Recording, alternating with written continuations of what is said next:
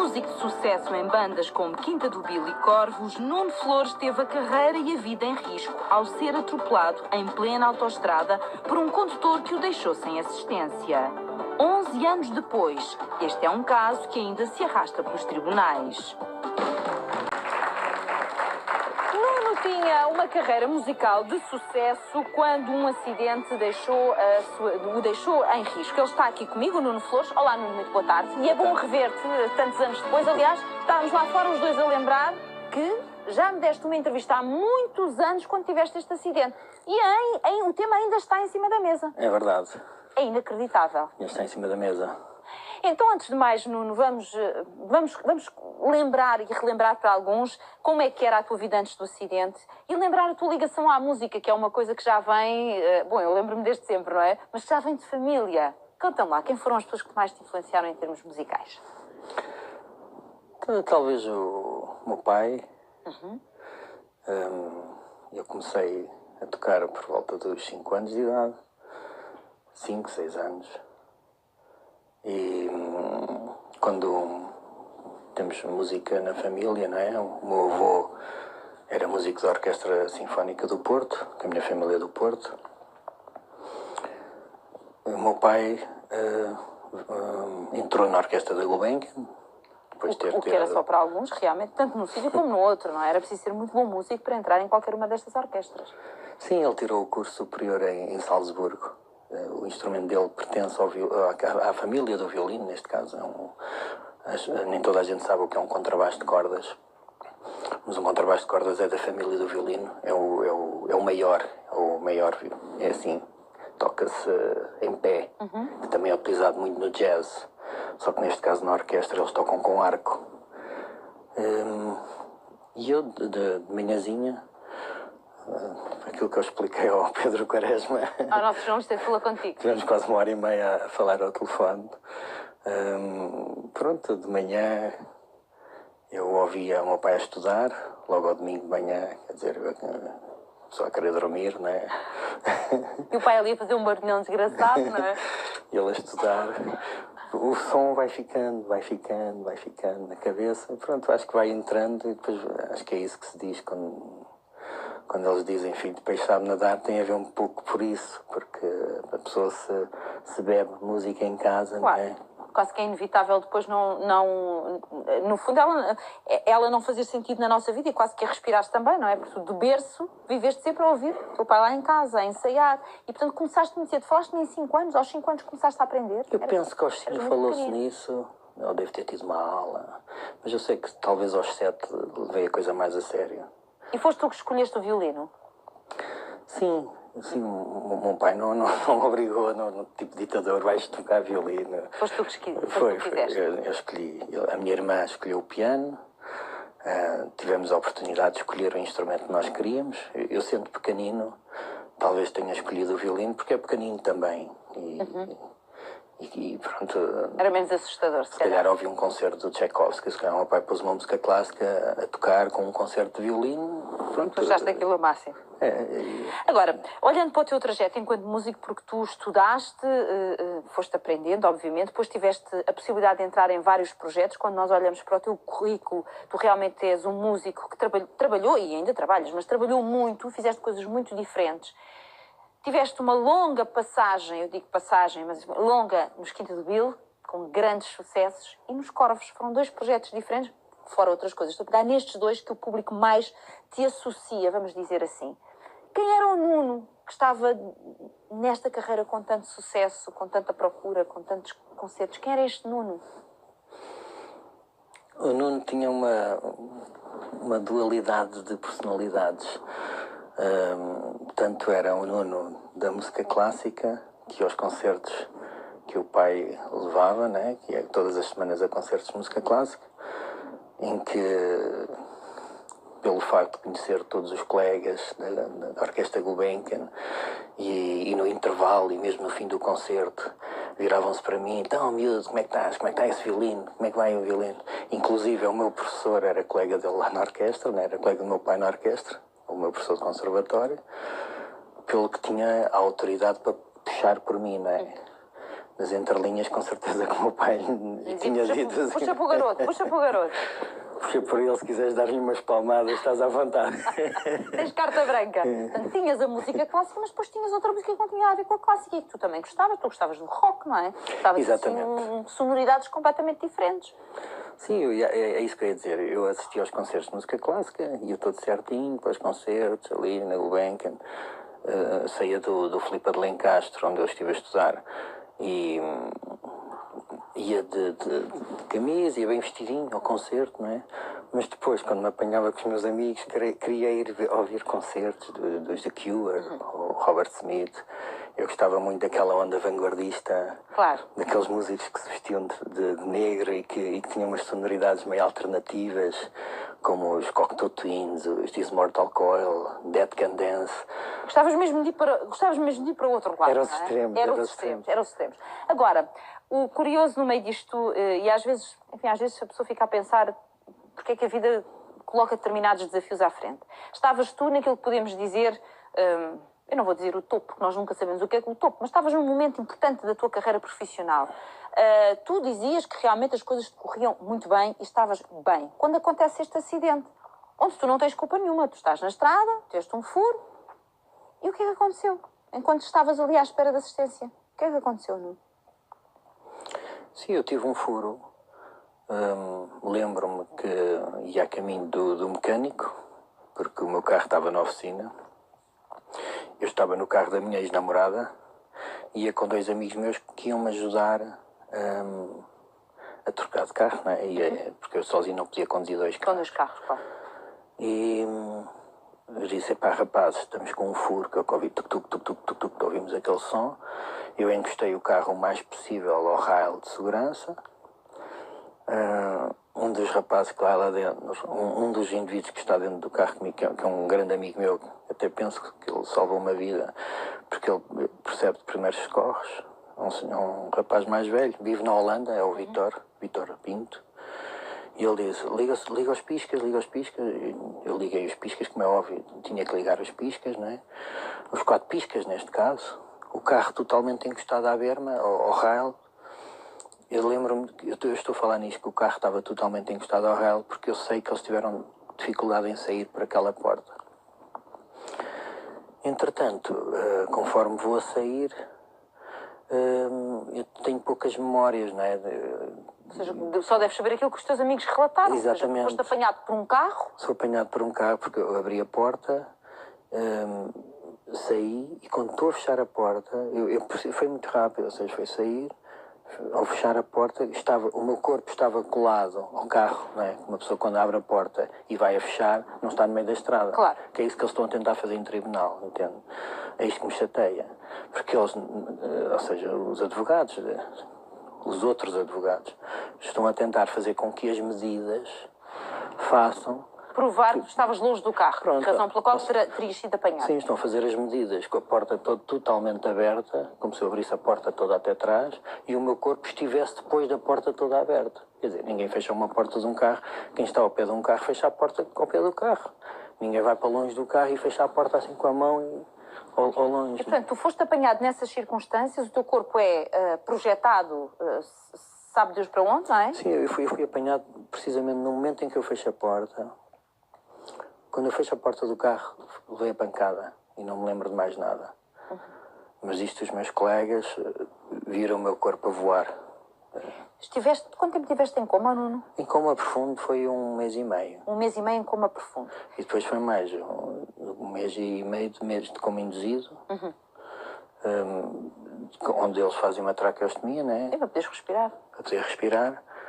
E bastante tempo nos cuidados intensivos. Depois dos cuidados intensivos passamos para os cuidados intermédios e por aí fora, né? Até conseguir andar, se calhar demorei mais de 1 ano. Mas e, por exemplo, a nível do braço, quer dizer, estamos aqui a falar de uma situação bastante grave. Tu estiveste em coma profundo, depois as coisas foram-se alterando progressivamente, mas muito lentamente. E a nível do teu braço direito, tiveste o quê? Múltiplas fraturas? O que é que aconteceu ao braço direito? Sim, o braço direito, como podem ver, eu tenho que usar esta tala, tenho que estar sempre com isto. Sim, está bastante diferente do outro, não deves ter força muscular praticamente, tens movimentos limitados. Passei a ser esquerdo, deixei como o braço Não vai mais. Não vai mais, ou seja, tem a única mobilidade que eu tenho é esta. É esta. Não vai mais e também não estica mais. Para comer causa-me transtorno, neste caso, tenho que comer com a mão esquerda. Vais-te habituar à esquerda. Para lavar os dentes. E tudo o resto, não é? Tudo o resto que uma pessoa está habituada a fazer com a mão esquerda, tive que começar a fazer com a mão. Mas deixa-me só perguntar-te uma coisa. Foi não só o número de fraturas, mas também os nervos que apanharam que fizeram com que tu ficasses com essas limitações todas no braço direito? Sim, foram 7 fraturas. 7 fraturas no braço? Foram só no braço. Não É caso para perguntar o que é que faltava para ti no braço, não é? Porque foi um bocadinho de tudo, não é? Não, imagina, numa autoestrada onde as pessoas andam, por norma, acima dos 120, né? À noite, onde só passava um carro ali de vez em quando, é normal que eles pudessem vir talvez perto dos 200, né? Ai, meu Deus. Iam a abrir. Estares vivo foi um milagre. É um milagre, não é? Onde eu agradeço a Deus todos os dias e que os indivíduos da polícia, da GNR neste caso, da Guarda Nacional Republicana, eles quiseram falar comigo depois de eu ter saído do hospital. Quiseram ouvir a minha versão dos factos. E quando eu entrei lá no gabinete deles, ali próximo do local da ocorrência, eles a primeira coisa que me perguntaram foi se eu já tinha ido a Fátima. E eu disse assim, não, por acaso ainda não fui. Mas porquê? É que nos registros que nós temos dos atropelamentos em Portugal, tivemos a ver os registros todos, você é o primeiro sobrevivente em atropelamento numa autoestrada. Não me espanta. A mais de 80, normalmente, o que a estatística diz, que a 80 a hora, a 80 só sobreviveram 2% e todos ficaram paraplégicos e tetraplégicos, a 80, né? Como neste caso, numa autoestrada à noite, com 3 faixas, duvido que eles viessem a 80. A 80. E o indivíduo que me atropelou vinha com 2 raparigas, a situação foi mesmo esta. Ele nunca me pediu desculpa, já nos cruzámos dezenas de vezes em tribunal. Mas nunca, independentemente do caso ainda não estar resolvido em tribunal, nunca esta pessoa foi capaz de dizer, olha, desculpe, não foi intencional, desculpe, não sei, nunca aconteceu, nunca te dirigiu a palavra, mesmo sabendo que tu ficaste com uma alteração tão grande na tua saúde. Nunca houve essa disponibilidade da parte do outro. Eu acho que ele podia ter tido essa oportunidade no tribunal, porque já nos... Já lá foram muitas vezes. Muitas vezes. 11 anos depois. E já nos cruzámos algumas vezes Pronto, passamos um em frente do outro. Ele olha para mim assim com cara de mal e faz de conta que não me vê. Mas... pronto, eu também é assim, para a minha vida seguir para a frente nós temos que perdoar, no fundo foi isso que eu aprendi. Se nós não perdoamos, ficamos com aquela raiva aqui dentro, a nossa vida, os caminhos também ficam fechados, não é? No fundo nós aprendemos a perdoar, que é para a vida seguir para a frente. Seguir para a frente. Só que, pronto, eu só queria que este assunto ficasse resolvido, porque chateia-me toda esta situação de estar a fazer... exames de medicina legal, uns atrás dos outros. Claro. Depois o exame sai, passado não sei quantos meses, chega ao tribunal, é impugnado, porque eles dizem, está a ver, ele está aqui a tocar, já viu, senhora doutora juíza, ele está aqui a tocar, está com o Carlinhos Brau. Quer dizer, mostram um vídeo com o Carlinhos Brau de uma participação que eu fiz, se calhar uma música, a título gratuito, sem ser remunerado, e porque me ofereci para isso, ou porque fiz amizade e porque o Carlinhos viu a minha situação e disse, vou ajudar este indivíduo, não é? Mas aproveitam tudo para mostrar, já viu, então, mas ele, quer dizer, não toca nos corvos, está aqui com o Carlinhos Brau, então, o que é isto? Deixa-me perguntar-te uma coisa, Nuno. Passaram 11 anos. 11 anos é uma eternidade. 11 anos à espera que o caso fique concluído na justiça, porque a nível da tua saúde eu sei que tu já fizeste fisioterapia em todos os pontos do planeta onde podias fazer, em Cuba, no Brasil, em Portugal, portanto tu esgotaste as respostas que a medicina possa ter para ti e, portanto, as limitações com que ficaste, sabes que é as limitações com as quais tens que viver, não é? Mas depois ainda tens esta questão que é, em termos legais, ainda não está resolvido. E eu já percebi que tu precisas de encerrar isto, até porque psicologicamente precisas de encerrar isto. Porquê tanto tempo? 11 anos! Porquê que isto ainda não está concluído em tribunal? Eu também não posso responder, não sei responder. Mas outra pessoa não se dá por culpada pelo acidente? É assim, eu acho que no fundo, a minha grande sorte foi ele não estar sozinho naquele dia em que me atropelou. Eu vinha com 2 raparigas no carro. Porque não te prestou assistência, pois não? Não prestou assistência. E se ele viesse sozinho, com certeza que tinha fugido e nunca ninguém teria sabido quem era. Eu, por exemplo, houve um dia que me roubaram a carteira e tive que ir responder, prestar declarações ali à Polícia de Investigação Criminal. E um dos indivíduos que me estava a ouvir disse assim, olha, uma colega trabalhava aqui no gabinete ao lado e eu realmente ouvi ele a telefonar para a oficina a querer arranjar o carro e estava a falar assim um pouco assim entre os dentes e tal. Isso foi logo no dia a seguir ao acidente. É assim, eu tenho que agradecer, graças a essas 2 moças que vinham com ele no carro, tenho que agradecer ao jornal, que neste caso foi o Correio da Manhã, que noticiou o acidente. Disse que eu estava entre a vida e a morte. Músico dos Corvos está entre a vida e a morte, está em coma, está ligado a um ventilador e tal. Ou seja, essas 2 moças que vinham com ele no carro, ao lerem a notícia de jornal, talvez pensassem ou pensaram que poderiam ser cúmplices daquele crime de ofensas corporais, né? E elas, com aquele pânico de estarem envolvidas numa situação destas, telefonaram para a polícia e denunciaram o indivíduo. E então na comunicação social, passados uns dias, aparece a notícia que o indivíduo da investigação criminal, o PSP, que atropelou o músico dos Corvos. Ele era um indivíduo da PSP? Sim, de investigação criminal.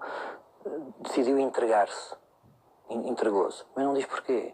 Ou seja, a situação, a imagem com que toda a gente fica, coitado, foi por arrependimento.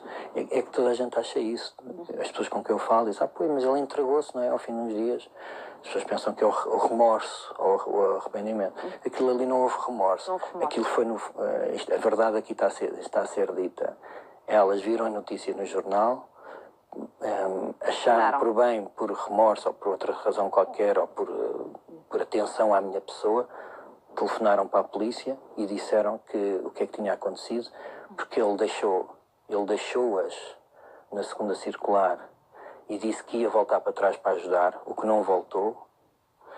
E elas, no dia a seguir, ao verem no jornal o que afinal tinha acontecido... Perceberam, não é? Perceberam a situação. Agora vamos falar um bocadinho da tua saúde, porque nestes 11 anos isto deve ter sido um processo, e não sei se ainda não continuará a ser, um processo doloroso não só fisicamente. Fisicamente, sim. Tu tiveste que aceitar um novo Nuno. Como tu próprio disseste, tiveste que treinar para passar a ser esquerdino, não é? Que não eras. Como é que tem sido este caminho? É um caminho complicado, que todos tu és músico? Temos contas para pagar, não é? Todos nós lá em casa pagamos contas. Temos as nossas... Por exemplo, eu tenho um filho com 18 anos. A idade da minha, estávamos a falar há pouco. Estamos a falar sobre isso. O meu vai fazer 19 anos. Pronto, todos nós temos IMIs, temos IUCs, temos tudo e mais alguma coisa de impostos, mais isto, mais aquilo, e mais a comida que temos que pôr na mesa, etc. Assim, eu quero continuar a lutar, não é? Ter forças para lutar para uma situação que se arrasta há 11 anos. Tenho que continuar a ir a tribunal, porque o julgamento, o processo em tribunal não pode estar fechado mais que 30 dias, tem que se abrir o processo de 30 dias, vai-se lá. Tem mais alguma coisa a acrescentar? Não tem, fecha-se o processo, mas reúnem-se lá as pessoas todas. O advogado vai lá todos os meses, ainda por cima é no Montijo, quer dizer, como isto foi ali na zona do Montijo, se fosse mais longe ainda era pior. Tínhamos que ir todos Pronto, isto é uma situação Mas quando eu aqui te perguntava também em termos de adaptação, repara, é isso tudo que tu estás a dizer, mas não podendo continuar a ser o músico que tu eras, no sentido em que vocês davam concertos de horas, não é? E, portanto, tu estavas à vontade, tocavas o tempo que fosse preciso, salvo seja, obviamente, entre determinados limites, mas não tinhas nenhuma limitação. Hoje é bem diferente. Hoje, se calhar, tu consegues tocar uma música, duas, mas provavelmente tens que te resguardar a seguir, tens que descansar, o teu corpo já não responde da mesma maneira. Como é que foi essa adaptação? Como é que foi essa? Como tu próprio dizes, também tens contas para pagar, tens vida para andar. Como é que foi? É uma luta diária. Eu no outro dia estava a contar a um amigo meu que às vezes vou a Ibiza ou às vezes vou ao Brasil à procura de trabalho, porque em Portugal nós já sabemos como é que é como são os portugueses, né? Nós somos um país maravilhoso e é engraçado que eu, quanto mais vou para o estrangeiro, mais saudades sinto daqui de Portugal. Também eu. E cada vez mais gosto de Portugal cada vez que saio. É inacreditável. Pode ser inacreditável para alguns, mas para mim é assim que vivo. Às vezes aquelas saudades da comida ou do pão de Mafra. De tudo. Eu tenho de tudo, principalmente das pessoas. Eu percebo. Eu das pessoas já não sou sim. Pronto. Acho que o síndrome de sermos um país pequeno tem a ver com o português é muito a desgraça de uns é a felicidade dos outros. E a nível de inveja e do facto de sermos um povo pequenino, tínhamos muito que aprender com a forma de estar dos brasileiros, ok? Os brasileiros, claro que há gente trambiqueiros e bandidos. Em todos os países, em todas as grandes cidades, então nem se fala. Mas, de uma forma geral, um brasileiro que não tem nada nem para comer, mas dá um mergulho no mar, está tudo bem. Eles dizem, beleza, está tudo bem. Você pergunta a um brasileiro, está tudo bem? Está tudo ótimo. Ou seja, mesmo que aquela pessoa esteja deprimida, não lhe vai responder, então, mais ou menos.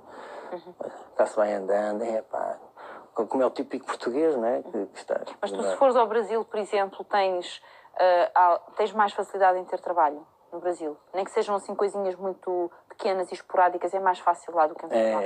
Mas porque em Portugal não há ou há preconceito em relação a ti? Sim, um pouco. É as duas coisas. As duas coisas. As duas coisas. Ou seja, no Brasil, eles acham engraçado o facto de ser um portuga, não é? Logo aí ficam curiosos. Depois se a pessoa se oferece para fazer uma canja, posso dar uma palhinha? Posso dar uma palhinha? Quer dizer, meu irmão, com certeza. Ou seja, há uma abertura. Cá em Portugal, se eu fizesse isto a uma banda qualquer que esteja a tocar, fechasse logo em coisa. Nuno, há uma coisa que era bom que os nossos espectadores soubessem, até porque lá está, as pessoas acompanharam muito desta história, que tu continuas a tocar, fizeste as tuas adaptações para poderes tocar, lá está, e hoje vais tocar aqui, que muito te agradeço, até porque tenho muitas saudades de te ouvir, que já lá vão uns bons anos que não te ouço assim ao vivo e a cores, como se costuma dizer. Por isso, preparas tudo para a atuação e daqui a pouco vamos te ouvir, vamos matar saudades. Vamos sim. Daqui a 1 minuto estamos de volta.